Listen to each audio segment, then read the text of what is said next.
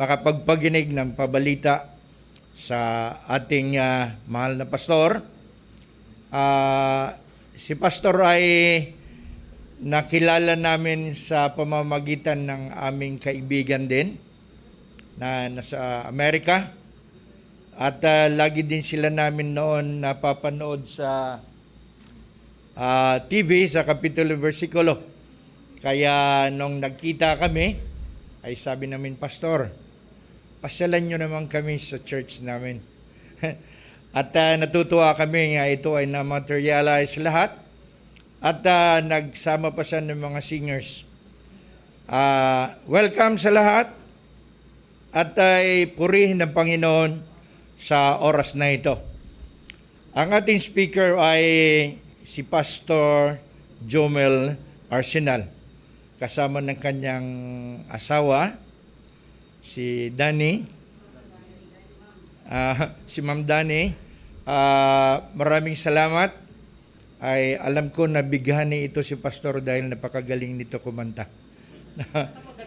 Maganda rin, oo. Lalo tigit sa lahat ng ganan. Kaya siguro mamaya mapakinggan natin siyang umawit at habang antayin natin niya mamayang hapon, ay bago magsalita si Pastor Jomel, ay makapagpakinig tayo ng pabalita sa mga anchor hymn singers.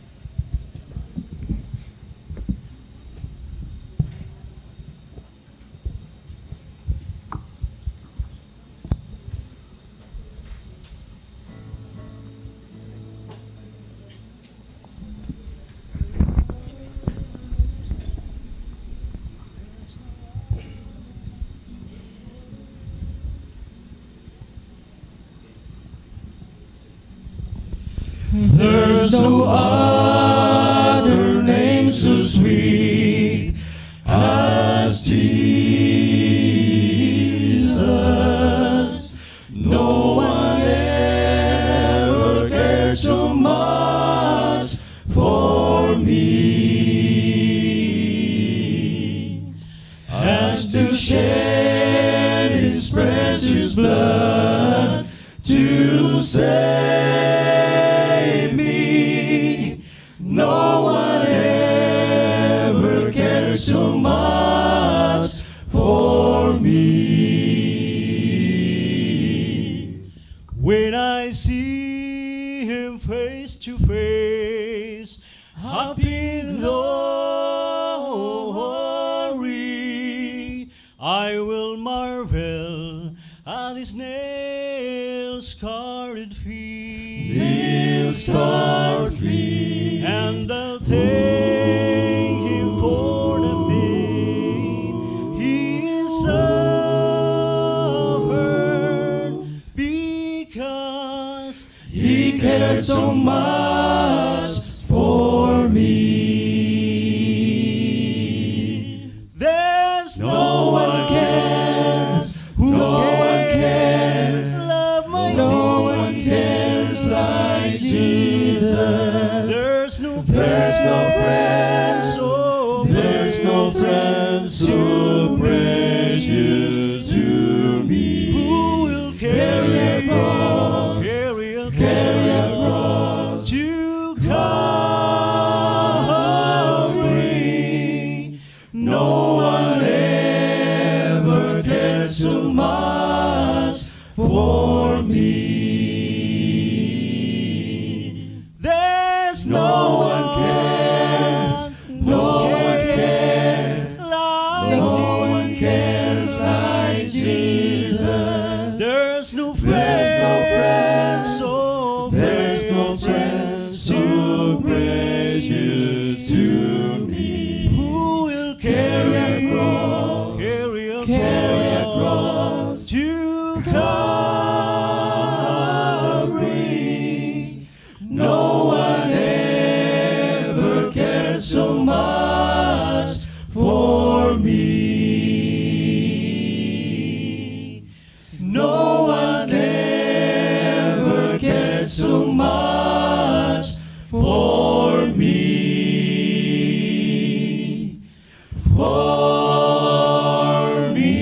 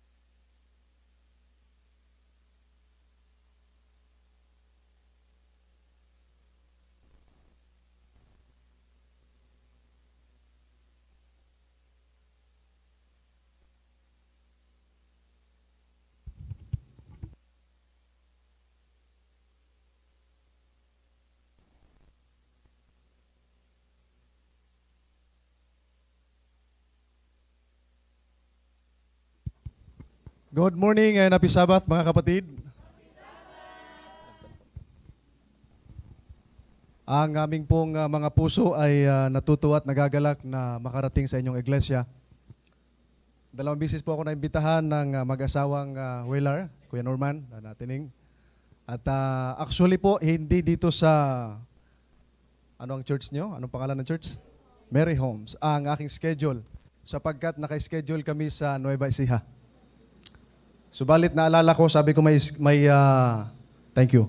Mayroon palang invitation sa Mary Homes. So pagbigyan natin, kasi yung aming isa sa member ng Anchor's Hymn ay birthday noong December 1, yung lalaki, at yung kanyang may bahay ngayong December 9. So, invited ang buong singing group. Kaya pupunta sana kami doon at doon maglilingkod.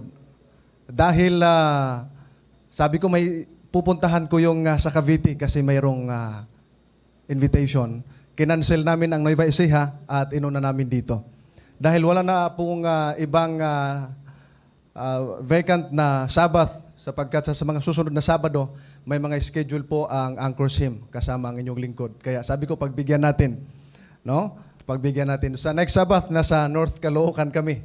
Ayan. Kaya hindi ko napagbigyan ang request. Salamat po sapagkat hindi ko rin iniisip na yung programa ng pag-aralan natin ay dito rin pala sila mapupunta.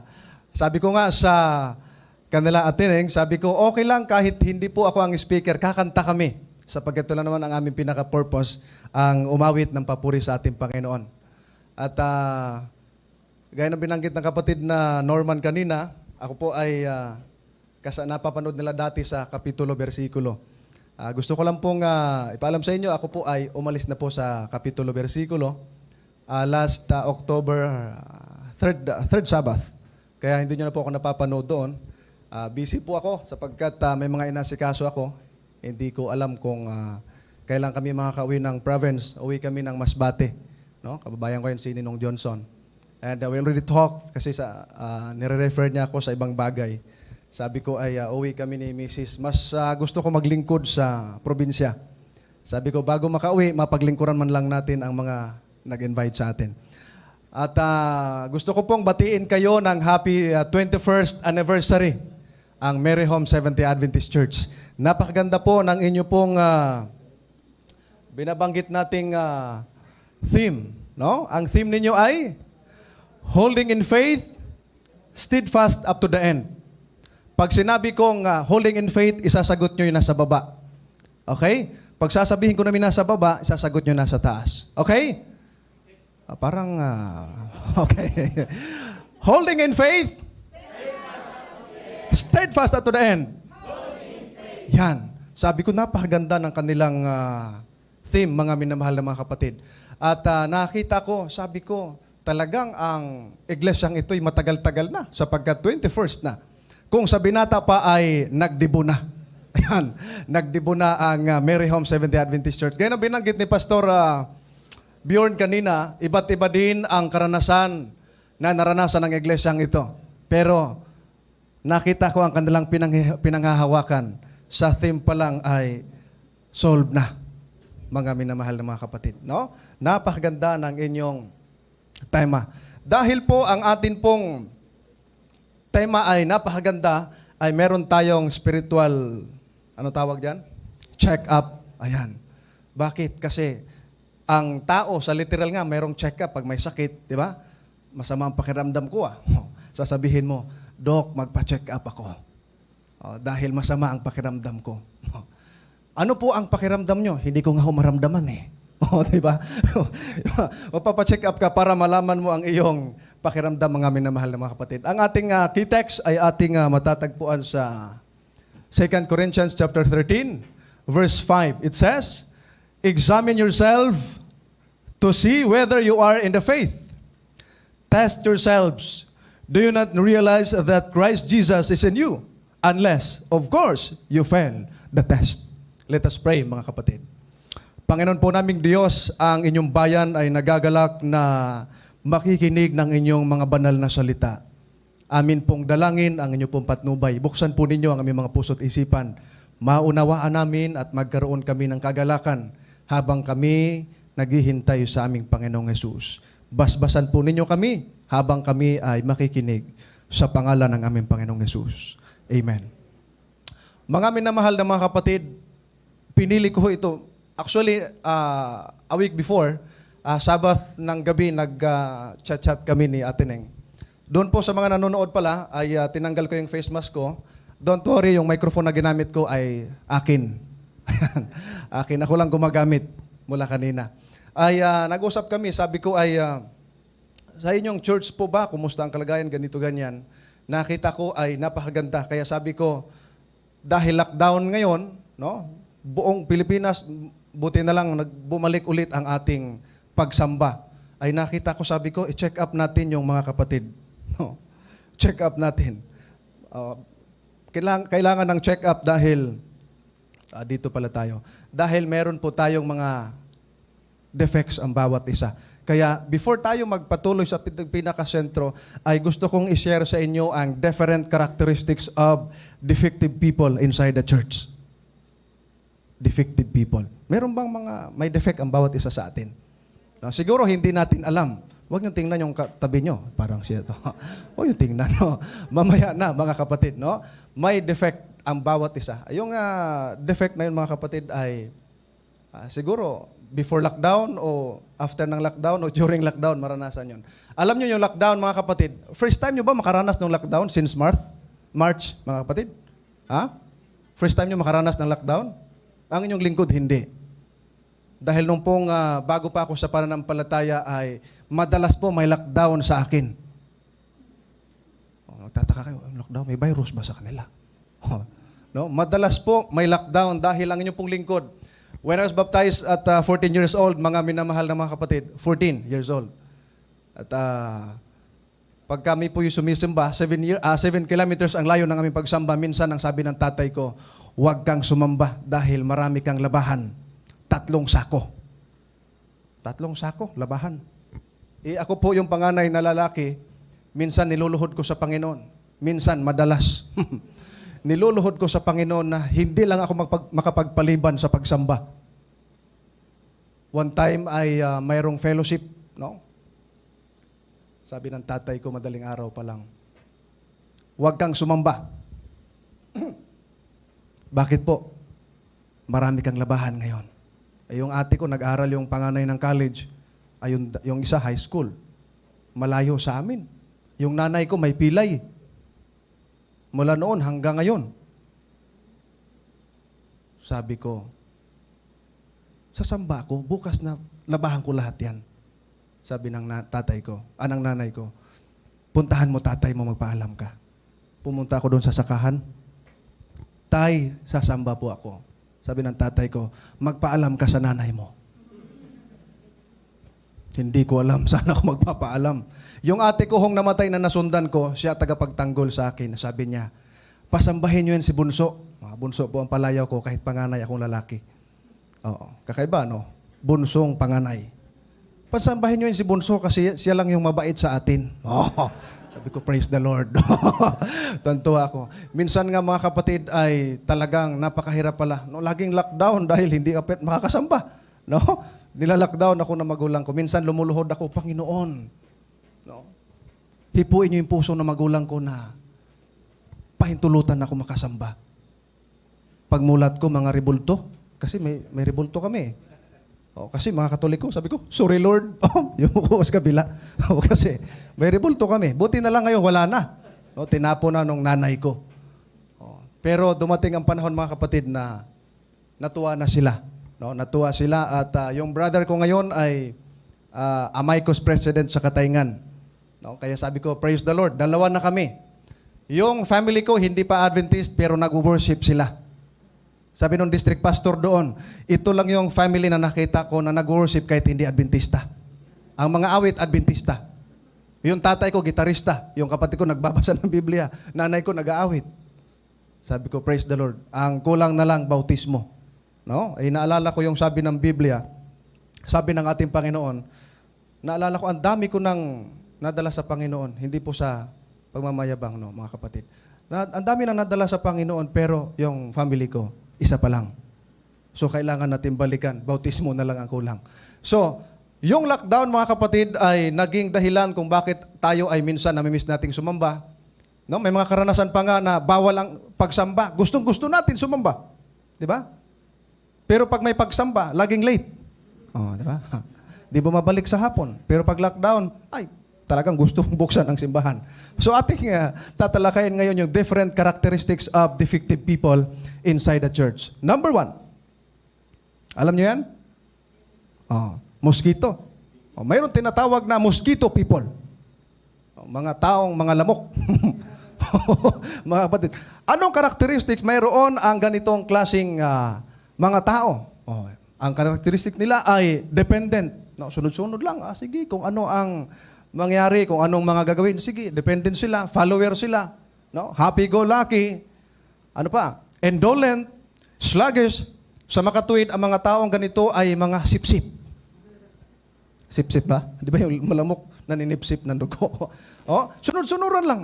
Brad, mayroon tayong, sige. Oh, sunod-sunod lang siya. No? Ang tawag dyan ay mosquito people. No? Wala siyang, hindi nagpa-participate. Basta sunod-sunod lang. Ano ang programa dyan? Ewan ko, sumunod lang ako dyan eh. Di ba?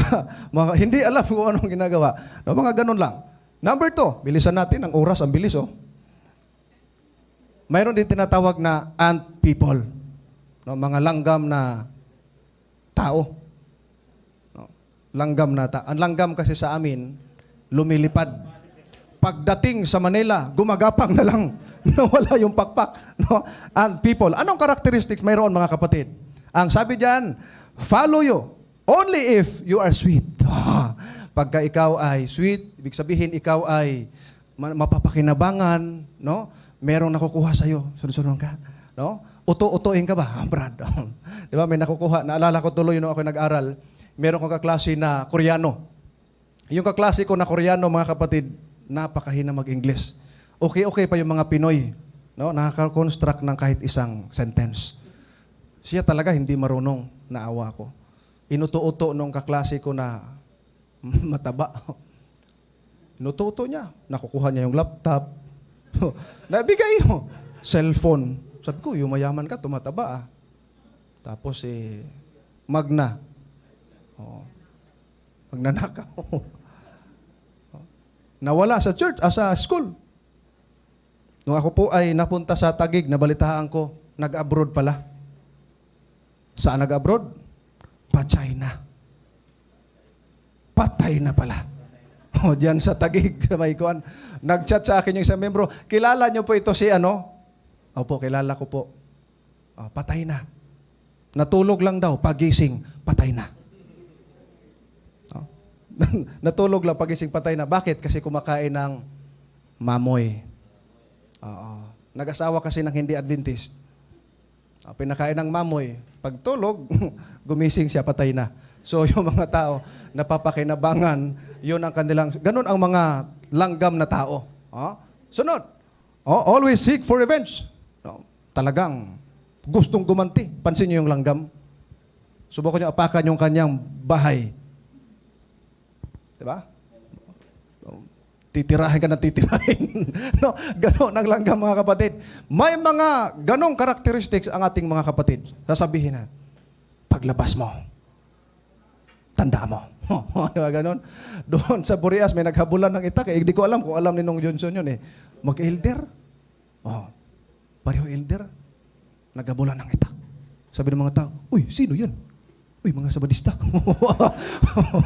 Naghabulan ng itak. Ang hirap mga kapatid, no? Ay, dapat wala sa atin yun, no?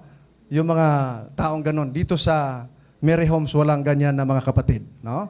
Wala. Amen? Oo, wala talaga. Sabi dito, silent but will hurt you, surprisingly. Di ba? Palihim lang, pero tinitira ka. Alam mo ba yun si sister? Ma'am. Lagi nakatakong. Natitisod naman. No? Di ba? Yan ang problema. Tinitira ka. Masakit yun eh. Tama, oy, si Brother Richard, nakabarong na naman. Pero inutang. Ang hirap nung gano'n, mga kapatid. Di ba? Titirahin ka. Yan ang problema, mga kapatid. So, ganun po yung mga klaseng tao. No? May ant people. Wala dito yan sa Mary Homes. No? Wala. Very good. Kapitbahay. Sabi, wala dito yan. Tapos tumingin sa katabi. Mahirap yun, ha? Number 3. Number 3 tayo dahil mabilis ang oras. Know it all people. No, anong klaseng mga tao ito? Parang alam lahat. No? Alam lahat ang characteristics nila. No? Number 1, ang sabi dyan, highly opinionated and cannot accept others' opinion. Pag sinabi niya, nasusunod. Sasabihin niya, wala nang mag-suggest ng opinion. Yung akin na masunod. Kung mayroon sasabihin, paglabas na lang. Matapang, talagang siya nasusunod. May naalala ako dito, babae, under ang elder. No? Treasurer, under ang elder, ha? Diba?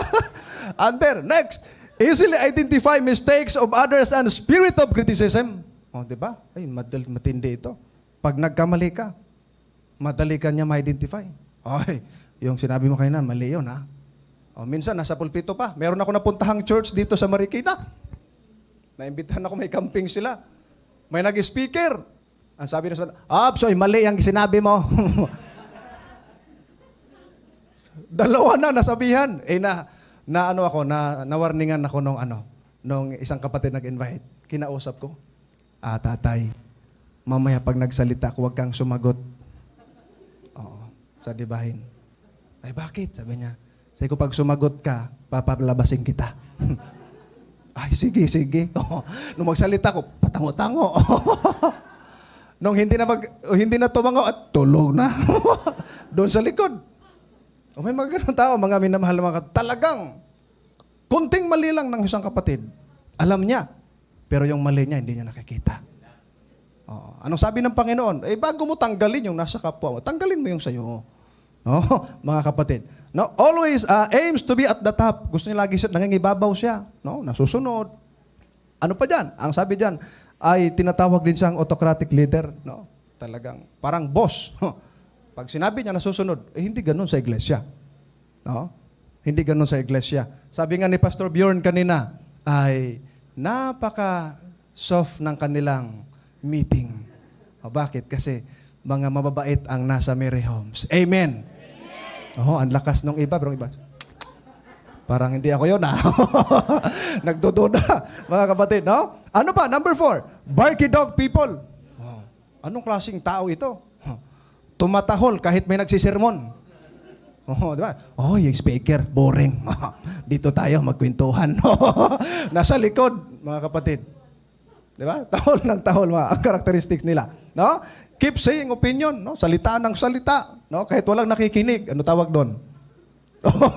May tama. Ha? Keeps asking question, mga kapatid, no? Tanong na tanong, wala namang sense yung kanyang tanong.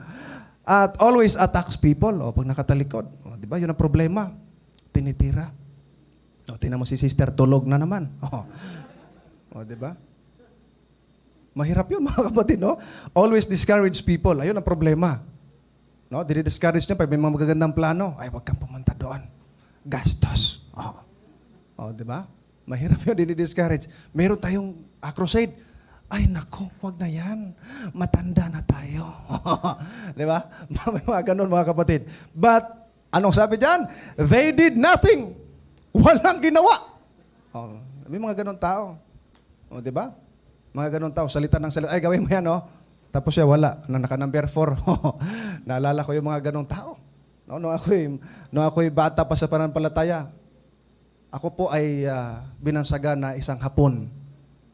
Nung ako'y bata pa sa pananampalataya, ang tawag sa akin ay utosan. Oh. Binansagan ako hapon kasi utosan. Mga kapatid. No? Number 5. Mga babae. Uy. Anong sabi dyan, number 5? Cannibal people.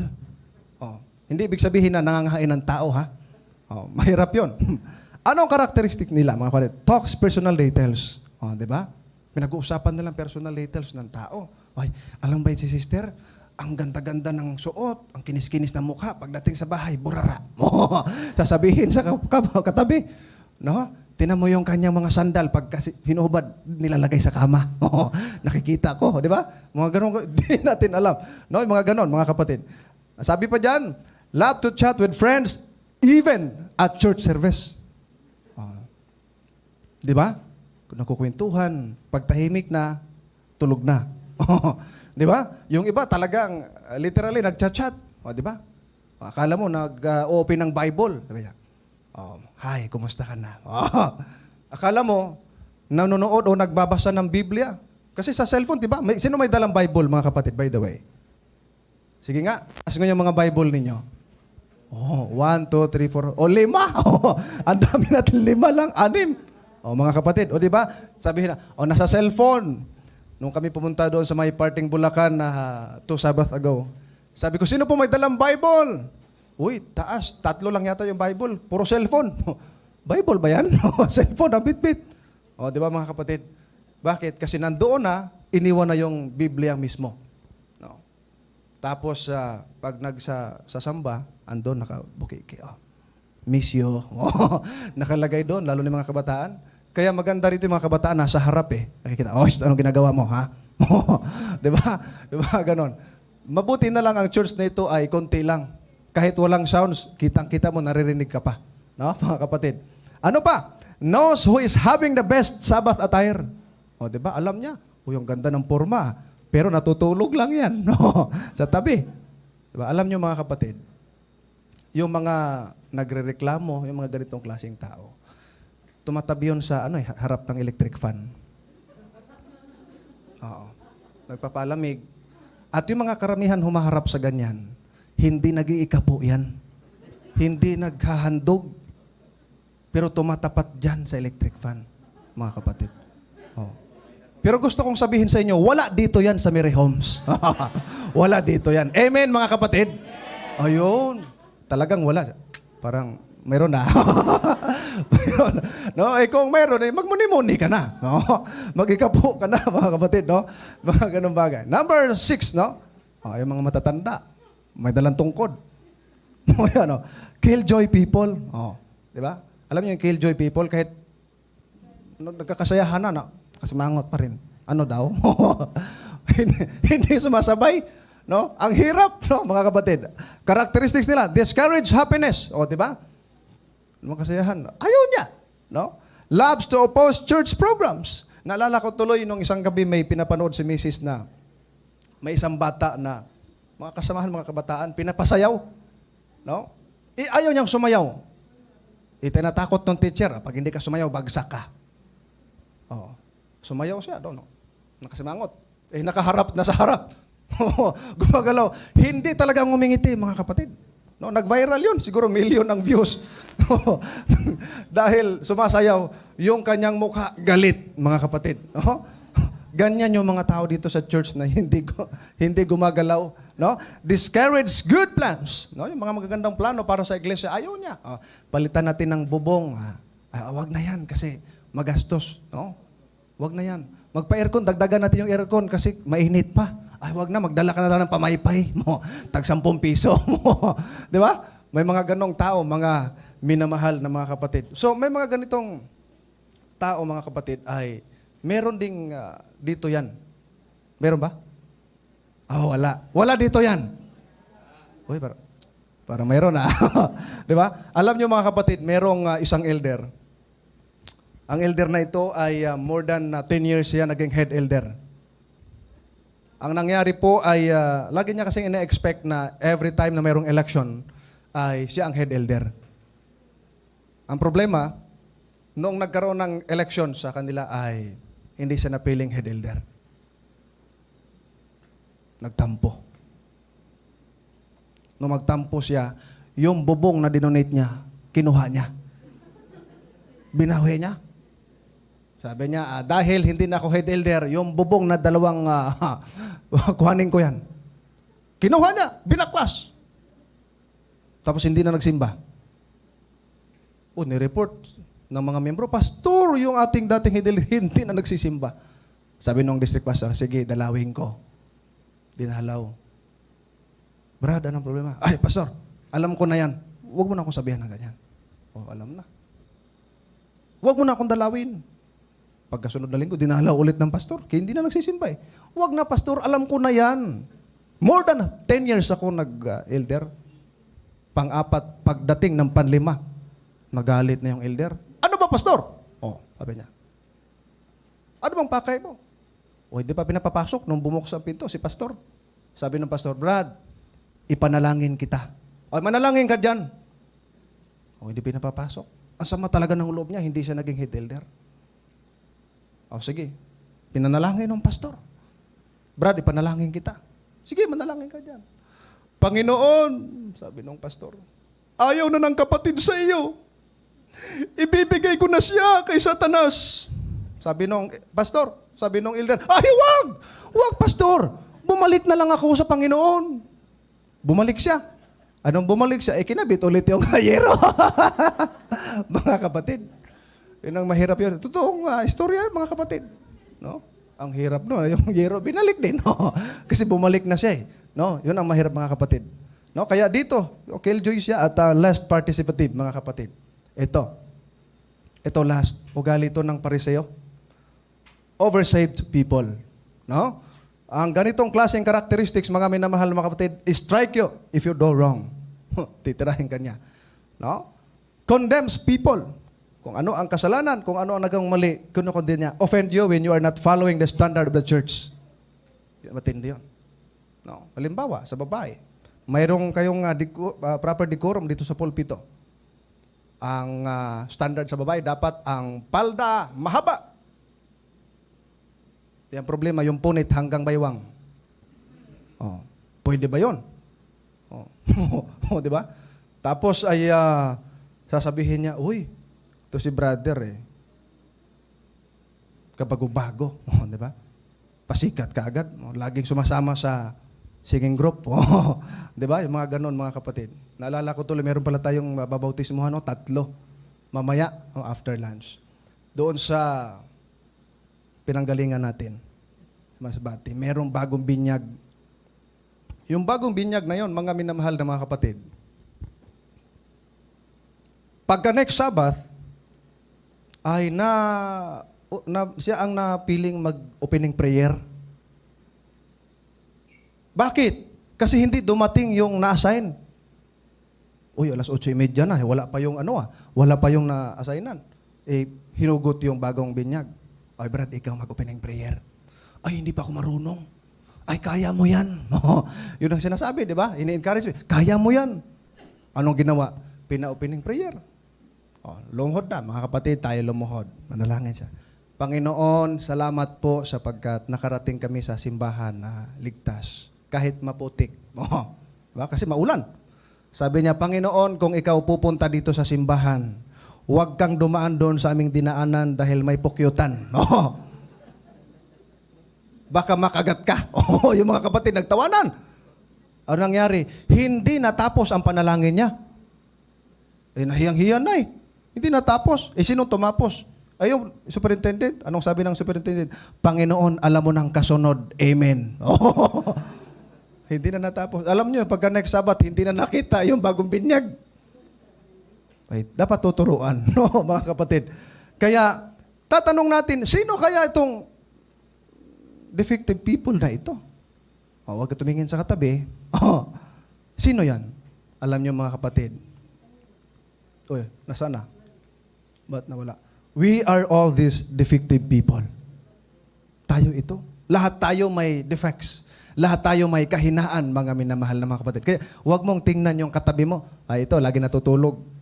Ikaw naman, maingay. Di ba, mga kapatid? So, dahil sa bagay na yan, may binanggit si Mrs. White. Ang sabi niya, draw nigh to God. How? By secret, earnest examination of your own heart. Napakaganda, no? Fit na fit sa ating key text, mga minamahal ng mga kapatid. Anong sabi ni Mrs. White? Draw nigh to God. Paano? By secret, earnest examination of your own heart. Kaya ang sabi ng Biblia, siyasatin mo ang iyong sarili. Kung ikaw ba'y nasa pananampalataya, subukin mo ang iyong sarili. Kung si Kristo ba'y nasa iyo. No, mga kapatid?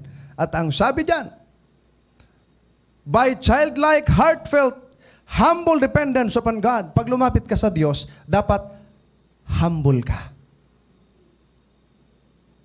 Dahil lumapit ka sa Diyos eh. At ang sabi pa dyan, making known your weakness to Jesus and by confessing your sins. Di ba napakaganda? Napakaganda ng iyong theme. Holding in faith, steadfast up to the end. So mahalaga yun.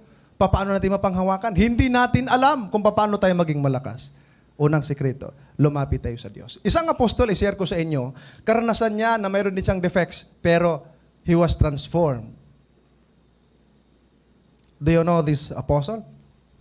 Kamukha niya lang. Si Apostol Juan. Apostol John. Akala nyo, babae. Doon sa painting na Da Vinci Code, parang may babae doon eh.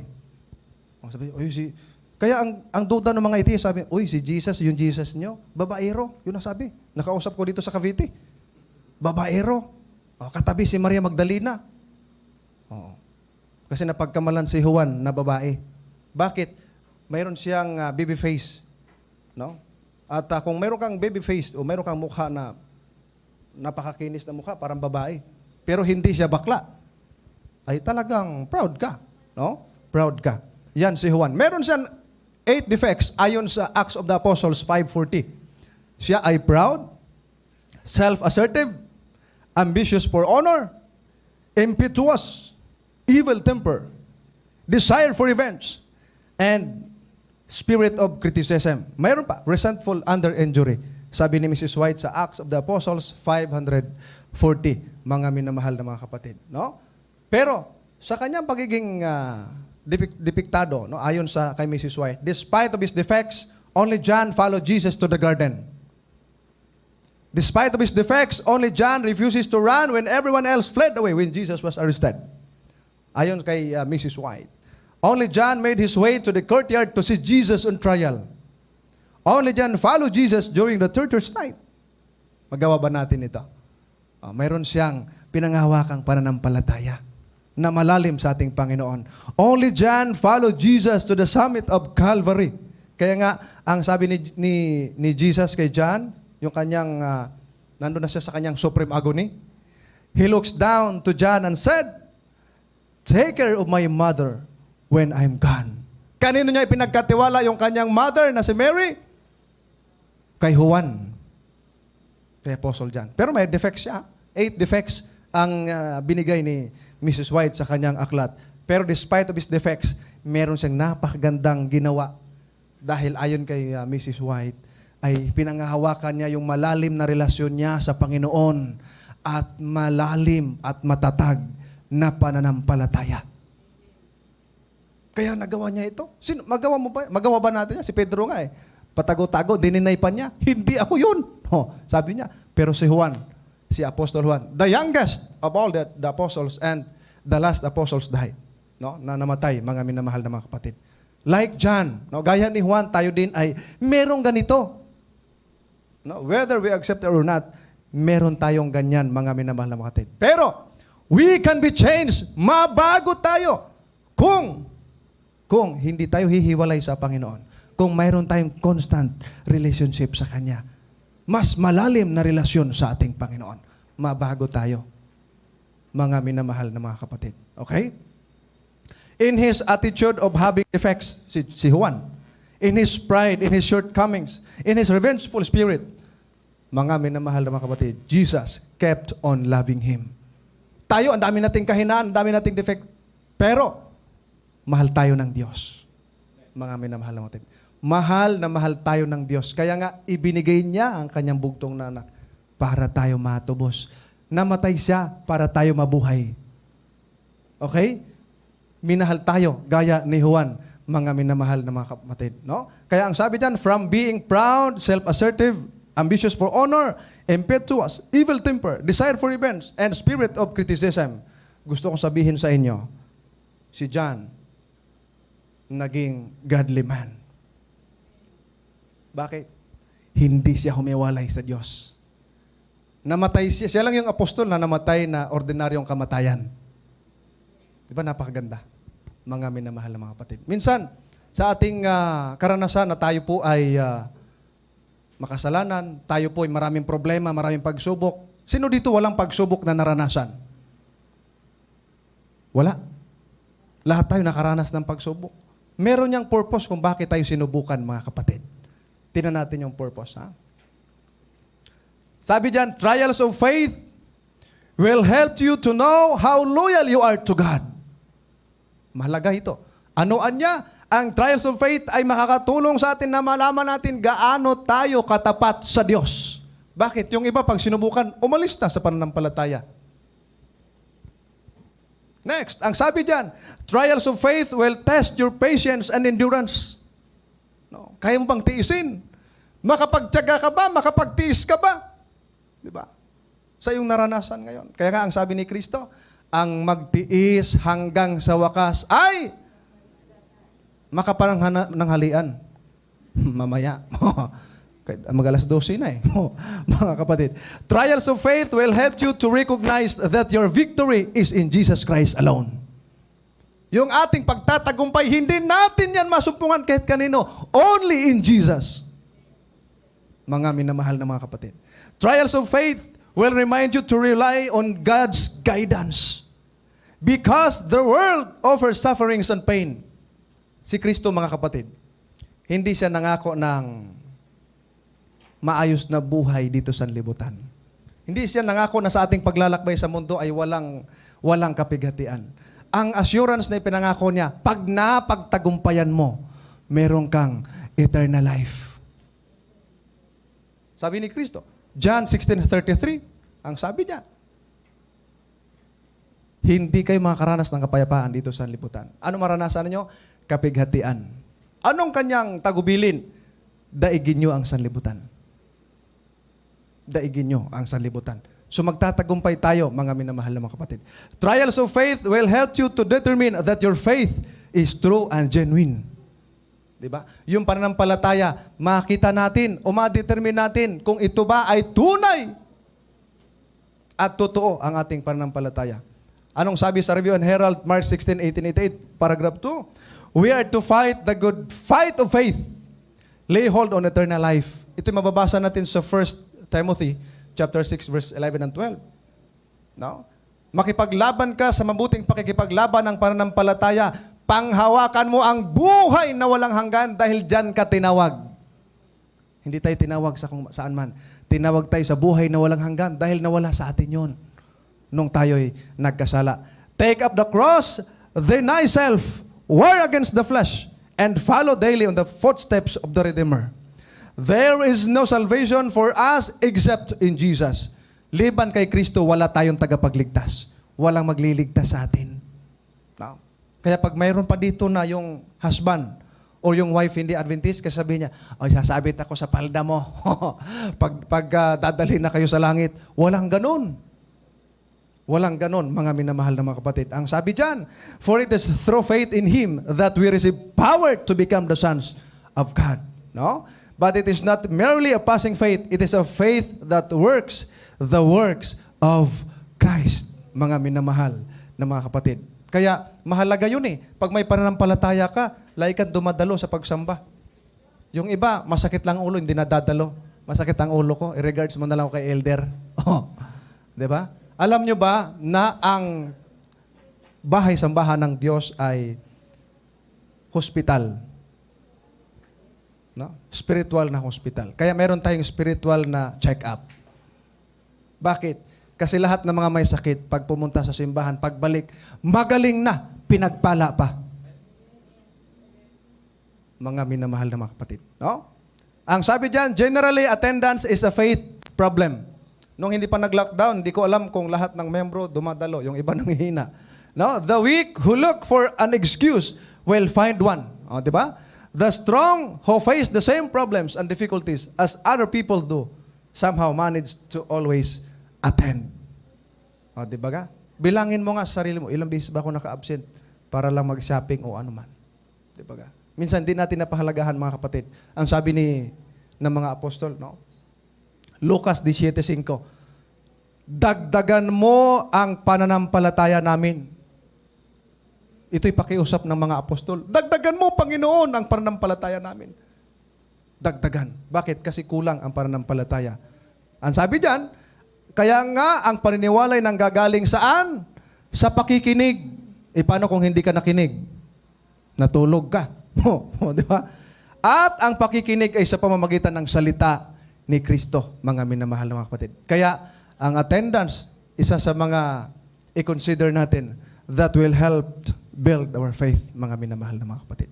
Yung pagdalo natin lagi sa bahay, sambahan. Every time we don't attend church worship services, we miss things build us for salvation. Yung mensahe na para sa'yo ngayon dahil hindi ka sumamba, hindi mo ngayon napakinggan at hindi ka makikinabang sa bagay na yon. Ang sabi dyan, often those who don't attend regularly miss the very lessons they need to build their faith, mga minamahal na mga kapatid.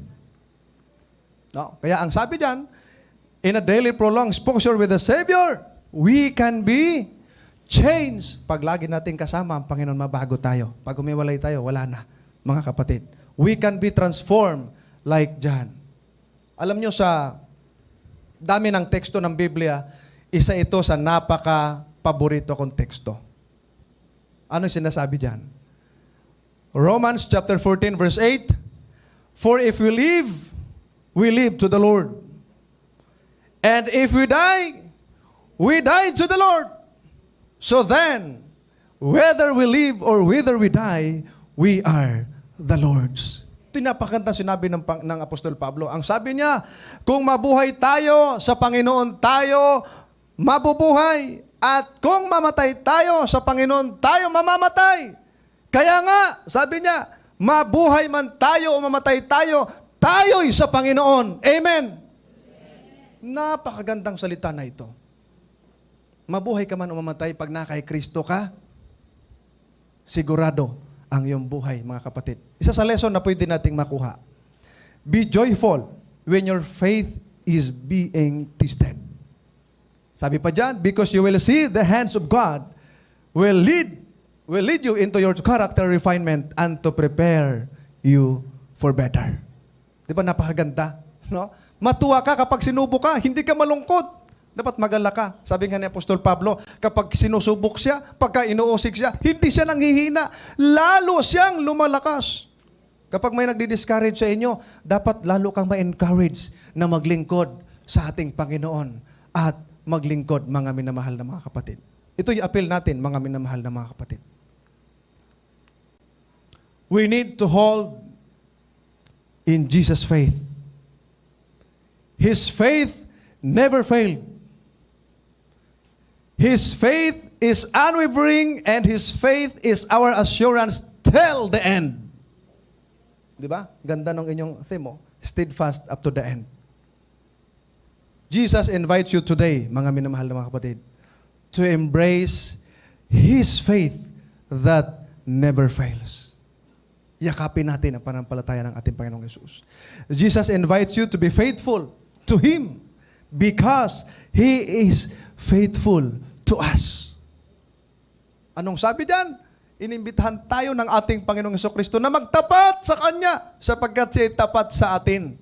Sabi ni Apostol Pablo, 1 Corinthians 4 verse 2. No? Na mahalaga ng isang katiwala ay matagpuang nagtatapat. Tanong mo sa Panginoon, nagtatapat ba ako? Sabi niya, in spite of trials of faith, put your faith to Him because His faith is our safety in times of crisis. Dami natin naranasan ngayon. Di ba natin napasalamatan sa Diyos? Pumutok ang bulkan. Naglindol, bumagyo, nagkaroon ng virus. We are still alive. It's because of God's love and care for us. Kaya dapat tayo magpasalamat. Ang daming namatay. Ang daming nagkasakit. Ang daming nawalan ng buhay. Pero nandito tayo ngayon. Nagpupuri at nagpapasalamat sa Diyos dahil sa Kanyang pag-ibig. Nandito tayo dahil sumampalataya tayo na magtatagumpay tayo dahil meron tayong Kristo, mga minamahal na mga kapatid. Ito yung napakagandang text na gusto kong ibilin sa inyo ngayong umaga. Sabi ng ating Panginoon, I am coming soon. Hold on to what you have so that no one will take your crown. Panghawakan mong matibay ang anumang nasa iyo upang walang sino man ang makaagaw sa iyong korona, mga minamahal na mga kapatid. Ang inyong theme, holding in faith, steadfast up to the end. Panghawakan nating matibay sapagkat ang magtatagumpay, ang sabi ng ating Panginoon, makakasama niyang kakain sa hapagkainan sa langit na bayan. Ang aking dalangin, sa mga kapatid na ito, alam ko na kayo ay talagang hasana sa mga pagsubok. Hindi kayo aabot sa 21st anniversary kung hindi kayo nagtatagumpay. Ang aking dalangin, patuloy kayong magtatagumpay, anuman ang hamon sa buhay, patuloy ninyong panghawakan ang inyong pananampalataya sa Panginoon at tumayong matatag at ibandirang ako'y anak ng Diyos. Pagpalain tayo ng Panginoon.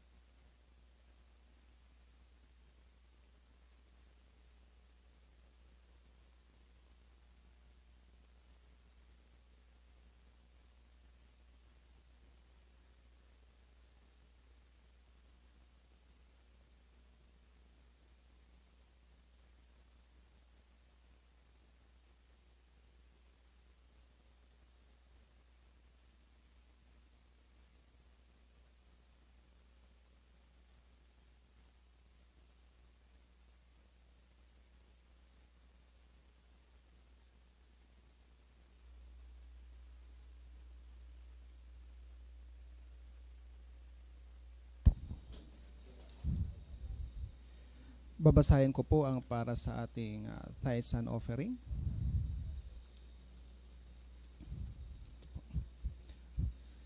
Ang pamagat ay isang araw para sa mga pakikipagrelasyon. Ang Diyos ay pag-ibig, kaya nga ang relihiyong Kristiyano ay isa sa napamahal na pakikipagrelasyon. Ipanagpalagay nito ang Kristiyano ang kanilang pakikipag-ugnayan sa Diyos at sa isa't isa kanila upang magkaroon ng pag-ibig sa isa't isa. Napakahalaga na si Jesus ay kanyang sarili na inilarawan niyaon bilang isang tunay na pakikipagkilanlan sa pagiging alagad. Yan ay mababasa sa aklat ni Juan. Ibinukod ng Panginoon ang isang tanging araw, ang Sabas, para sa atin upang panayang makipag-ugnay sa Kanya at sa ibang mga kapatid na lalaki at mga babae. Ngunit kung minsan ay nangangailangan ng sakripisyo sa mga lugar na panig ng Amazon, halimbawa na kung saan ang mga tao ay maaring maglakbay ng malayo patungo sa simbahan, ang ilang pamilya ay nagsisimula sa kanilang paglalakbay ng Biyernes ng gabi at umuwi ng Linggo. Ang kanilang ginagawa yaon ay hindi sapagkat mayroon silang panahon na masasayang, kundi makikita nila yaon ang isang espiritual na pagsasanay na nagpapalakas sa kanilang pag-ibig para sa Diyos at para sa kanilang mga kapitbahay. Kanilang nakikita na ang pasimula sa ibang mga Kristiyano na di sumasamba sa Diyos ay magkakasama-sama sa Sabado bilang pangunahin para sa espiritual na paglago. Sa panahon ng sinaunang mga apostol, mayroon ng ibang lubos na nagpapabaya sa pagpatipong pagsasama ng ligural sa kapwa na pananampalataya. Ngunit binabalaan ng Diyos na sila ay maging tayo na ang gawain ng pagtitipon sa mga iba ay magdagdag sa halaga habang ang araw ay nalalapit, at yan ay mababasa sa aklat ng Hebreo at saka sa aklat ng Levitiko. Ang Panginoon ay nagdidiin din ng kahalagahan sa pagpapalakas ng ugnayan sa isa't isa sa araw na Sabado. 6 na araw sa paggawa, datapwat sa 7th araw, ay Sabat na takdang kapahingahan, siyang banal na pagpupulong.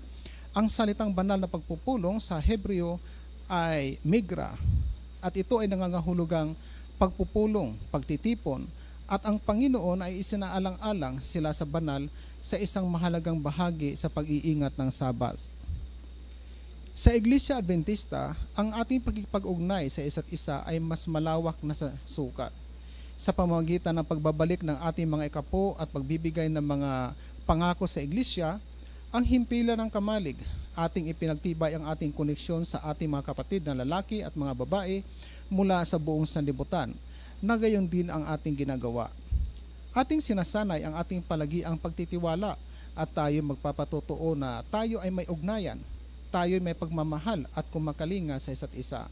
May karaniwang mithiin upang gumawa para sa Diyos, hindi lamang sa isa kundi bilang maayos at matatag na kawal, na pinapadali ang pangwakas na pangangaral ng Ebanghelyo at ang ikalawang pagdating ni Jesus.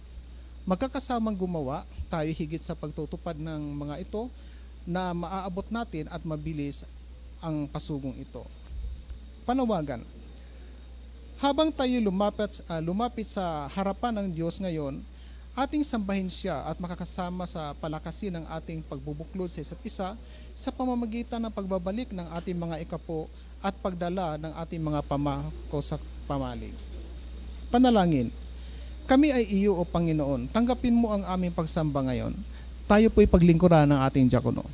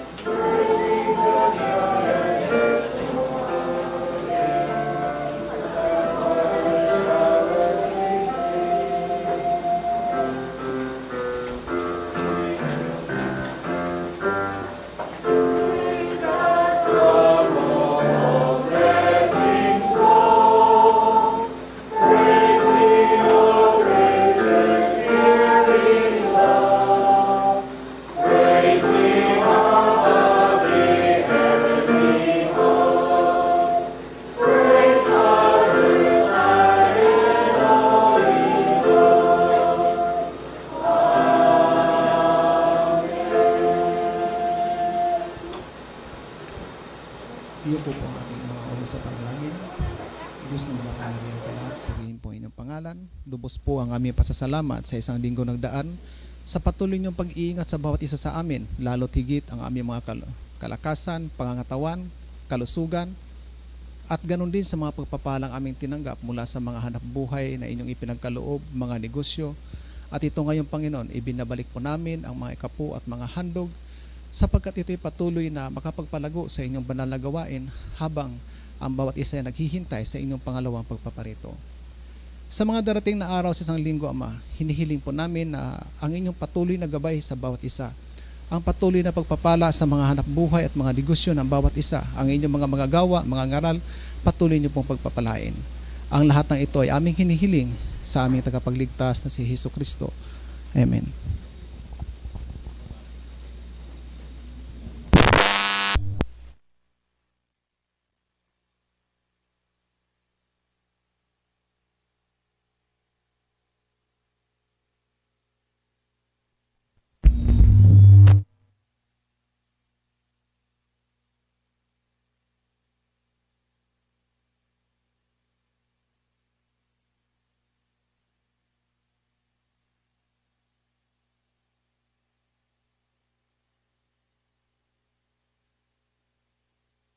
Tayo po ay manalangin.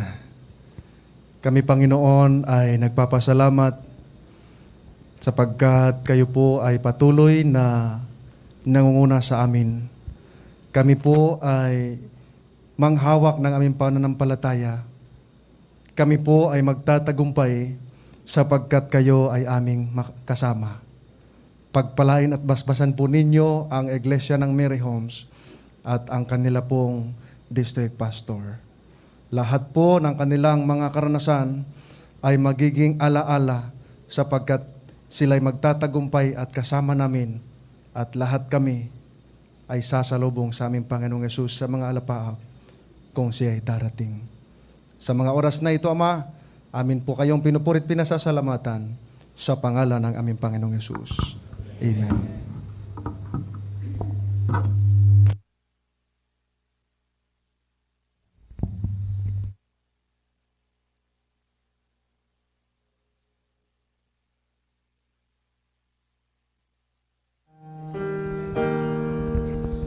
Lift up the trumpet.